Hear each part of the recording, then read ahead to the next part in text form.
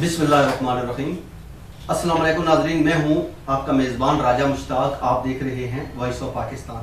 नाज़रीन, आज जैसे कि आपको पता है कि इस वक्त PSL का दौरा है। आज उसी PSL को मद्देनजर रखते हुए आज हमने दो हमारे मेहमान हैं उनको मदऊ किया है अपने स्टूडियो में।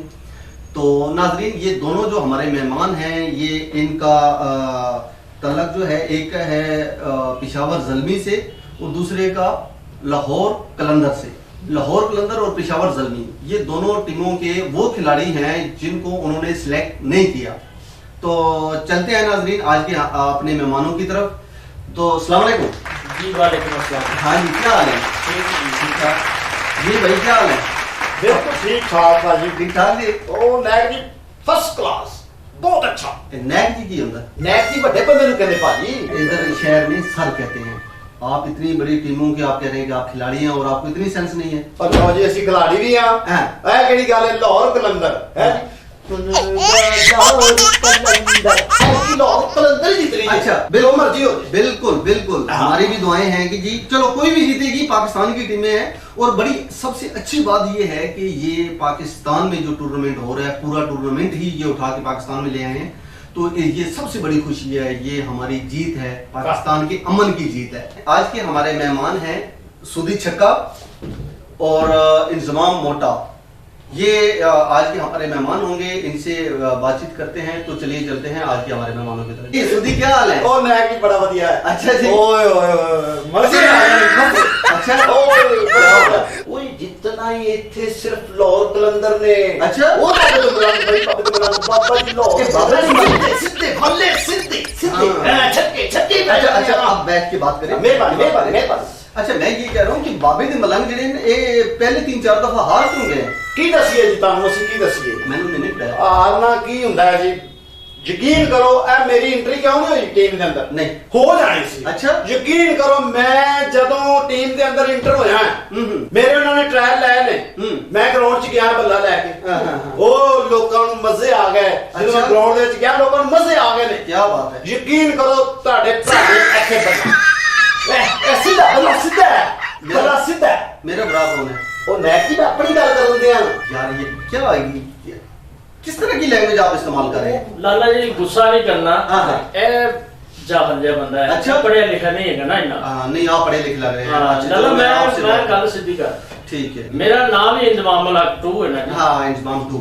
तो नैक ਦੀ ਮੇਰੀ ਤੇ ਗੱਲ ਸੁਣੋ। जी जी, ਮੇਰੀ ਤਾਂ ਗੱਲ ਸਾਰੀ ਵਿੱਚ ਹੀ ਰਹਿ ਗਈ। विच ही रह ਉਹ गई। ਮੈਂ ਗਿਆ ਯਕੀਨ ਕਰੋ ਬੱਲਾ ਫੜਿਆ ਵਿਕਟ ਤੇ ਗਿਆ ਵਾਂ। क्या बात है? ਅੱਜ ਜੋ ਛੱਕੇ ਤੇ ਛੱਕਾ ਮਾਰਿਆ, ओए होए। ਗੇਂਦਾ ਚੁੱਕ ਚੁੱਕ ਬਾਹਰ, ਗੇਂਦਾ ਚੁੱਕ ਚੁੱਕ ਬਾਹਰ, ਗੇਂਦਾ ਚੁੱਕ ਚੁੱਕ ਬਾਹਰ, ਗੇਂਦਾ ਚੁੱਕ ਚੁੱਕ ਬਾਹਰ। हाँ, ਐਸੇ ਛੱਕੇ अच्छा, ਯਕੀਨ ਕਰੋ ਮੈਂ ਕਹਿੰਦਾ ਜੀ ਸਾਰੇ ਵੇਖਿਆ ਤੇ ਘਰ ਦੇ ਕੰਮ ਟੁੱਟ ਗਏ। क्या बात है? ਉਹ ਮੈਂ ਮੰਜੀ ਤੇ ਚੱਕੇ ਮਾਰੀ ਜਾਂਦਾ, ਮੈਨੂੰ ਪਤਾ ਨਹੀਂ ਲੱਗਿਆ। अच्छा। ਉਹ ਤਾਂ ਮੈਨੂੰ ਉਦੋਂ ਪਤਾ ਲੱਗਾ ਜਦੋਂ ਮੇਰੀ ਮਾਂ ਨੇ ਮੇਰੇ ਤੇ ਪਾਣੀ ਡੋਲਿਆ ਤੋਂ ਜਿਹੜਾ ਨੱਕ ਪਿਆ ਤੇ ਇਹਦਾ ਟਾਈਮ ਹੋ ਗਿਆ। ਸਾਰਾ ਕੰਮ ਇਹ ਹੋ ਗਿਆ। तो बस टीम चो मैं निकल गया। अच्छा सुधी, मेरी बात सुनो। हाँ। जब मैं इंजमाम से बात करूंगा ना, जी, तब जी। आपने नहीं बोलना। नहीं जी, ठीक है? लोड़ है। जब मैं और इनसे जितना बात हंसी करूंगा, है, तब आपने नहीं बोलना। जब आपसे बात करूंगा तब ये नहीं बोलेंगे। एक बारी बारी हम एक दूसरे से बातचीत करेंगे। और नैक की गल्ला जितना मर्जी कर लो, जितना हंसी है। अब आपने मुझे नैक नहीं कहना, बस चुप करके बैठो। नहीं जी, ठीक है? साहब की लोड़ है। अच्छा जी। ठीक हो गया। अच्छा सुधी, मैंने सुना है कि ये जो लाहौर कलंदर के राना फवाद साहब हैं, जो लाहौर कलंदर के ओनर हैं, लाहौर कलंदर दे नैक जेड़े ठीक है। सुधी, मैंने सुना है राना फवाद ने आपको प्लॉट भी ऑफर किया है। हाँ जी बिल्कुल कीता है जी। हाँ जी, कब्रिस्तान। अच्छा चलो यार, अभी सुधी अब मैं दूसरा सवाल जो है वो इंजमाम से करता हूँ। इंजमाम साहब, आप मुझे ये बताएं कि आप किस फॉर्मेट में ज्यादा मतलब आपको पसंद है? मैं 2020। अच्छा 2020 जी 20 मिनटां दे बाद। अच्छा इंजमाम, आप मुझे बताएं कि PSL के बारे में आप क्या राय रखते हैं अपनी?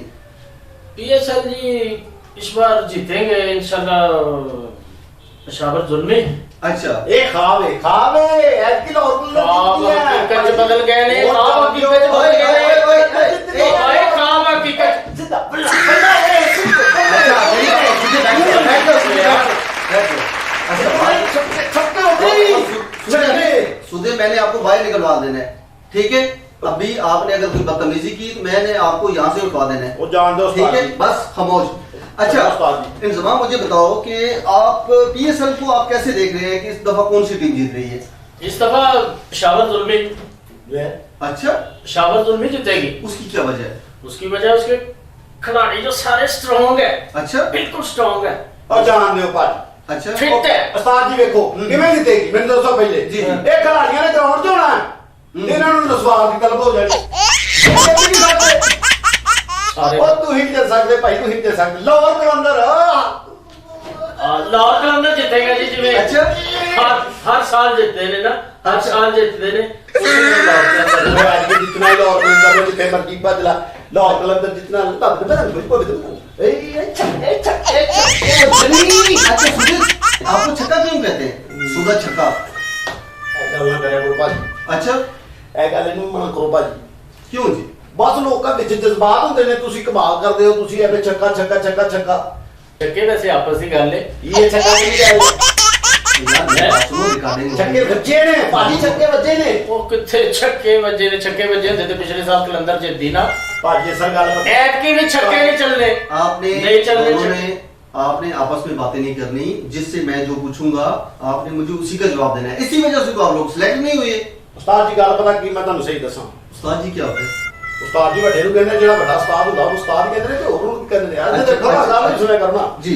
ਅੱਜ ਪਤਾ ਕੀ ਹੋਇਆ ਜੇ, ਮੈਂ ਛੱਕੇ ਬੜੇ ਮਾਰਦਾ ਹੁੰਦਾ। ਅੱਜ ਮੇਰੀ ਅੰਮੀ ਮੇਰੇ ਤੇ ਪਾਣੀ ਨਾ ਪਾਉਂਦੀ ਤੇ ਛੱਕੇ ਬੜੇ ਮਾਰਦਾ ਹਾਂ। ਇਹਨਾਂ ਨੇ ਮਹੱਲੇ ਦੇ ਵਿੱਚ, ਪੂਰੇ ਮਹੱਲੇ 'ਚ ਮੇਰੀ ਛੇੜ ਪੈ ਗਈ।